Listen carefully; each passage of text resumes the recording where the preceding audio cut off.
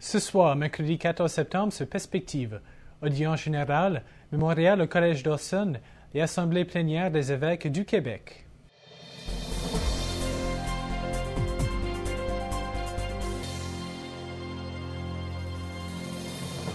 Bonsoir, mesdames et messieurs, et bienvenue à Perspective. Benoît XVI a voyagé de Castel Gandolfo à Rome aujourd'hui pour présider l'audience générale, durant laquelle il a commenté le psaume 22. Ce psaume, qui est cité souvent dans les récits de la Passion dans les Évangiles, présente un innocent accablé qui veut sa mort, mais qui crie vers Dieu dans la confiance que Dieu l'écoutera. À la fin du psaume, son cri de détresse devient une parole de louange. Le Saint-Père a dit que ces cris ont été émis pendant toute l'histoire du salut, lorsque le peuple de Dieu, qui se sent faible et abandonné, cherche son refuge en Dieu. Comme mis en lien avec les récits de la Passion, le psaume reflète la violence dont les hommes sont capables d'exercer les uns sur les autres. Malgré son ton sombre, le psaume 22 se termine sur une note positive, puisque Dieu vient au secours de l'innocent dans sa détresse. Le Saint-Père a conclu qu'en plaçant notre confiance et notre espérance dans le Père face à chacune de nos angoisses, nous pourrons prier avec foi et notre appel au secours deviendra lui aussi une louange. Voici un extrait de l'audience générale. Tout au long de l'histoire biblique, nous voyons Dieu répondre aux appels de son peuple en apportant le salut, faisant mémoire de la foi de ses pères qui eurent confiance, sans jamais être déçus.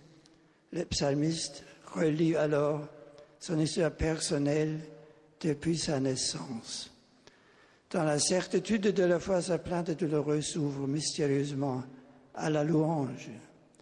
Il reconnaît la présence de Dieu dans sa vie, même aux heures les plus sombres. Chers amis, nous aussi, dans la prière, nous apprenons à discerner la réalité au-delà des apparences. C'est la victoire de la foi, capable de transformer la mort en don de la vie, l'abîme de douleur en source d'espérance.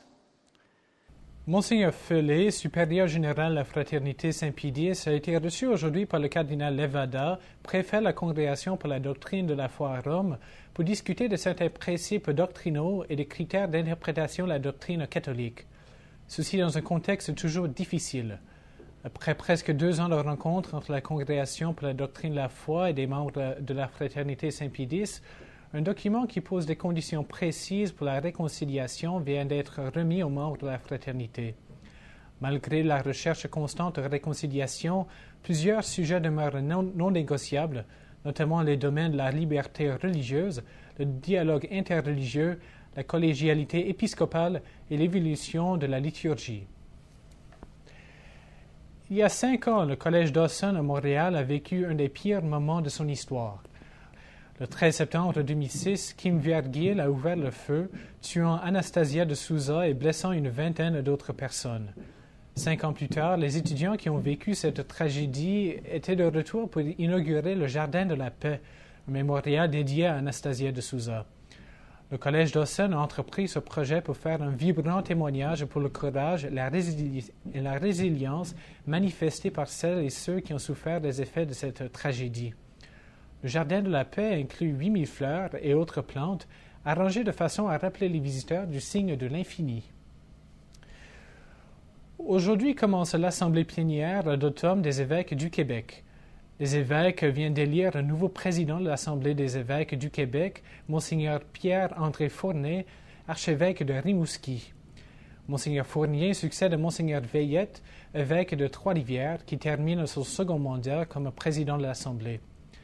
Pendant les prochains quelques jours, les discussions à l'Assemblée des évêques vont toucher à tous les secteurs de la vie de l'Église, notamment l'éducation de la foi, la pastorale auprès des Autochtones, la pastorale de la santé et les affaires sociales. Finalement, les évêques vont consacrer une demi-journée à une réflexion sur l'exercice du ministère du prêtre dans une perspective missionnaire. Et c'est tout pour aujourd'hui. Merci et à la prochaine.